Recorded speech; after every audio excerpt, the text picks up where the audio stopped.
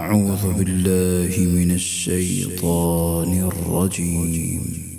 ثم يوم القيامة يخزيهم ويقول أين شركائي الذين كنتم تشاقون فيهم قال الذين أوتوا العلم إن الخزي اليوم والسوء على الكافرين۔ پھر قیامت کے دن وہ انہیں رسوا کرے گا اور کہے گا، کہاں ہیں میرے وہ شریک جن کے بارے میں تم لڑتے جھگڑتے تھے؟ وہ لوگ جنہیں علم دیا گیا کہیں گے، بے شک رسوائی آج کے دن اور برائی کافروں پر ہے۔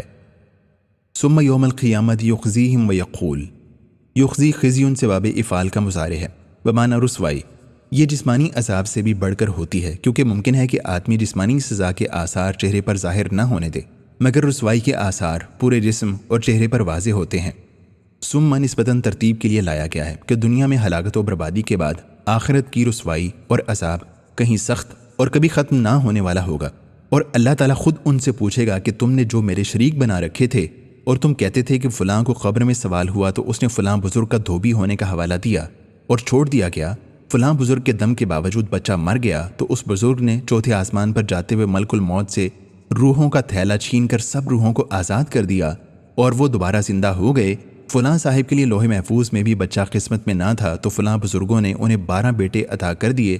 اس قسم کے تمام مشرکوں سے اللہ تعالیٰ پوچھے گا، بتاؤ وہ جو تم نے میرے شریک بنا رکھے تھے اور جھوٹ پر بنیاد کے باوجود تم مسلمان موحدوں سے لڑتے جھگڑتے رہتے تھے، انہیں اب لاؤ، پیش کرو، وہ کہاں ہیں؟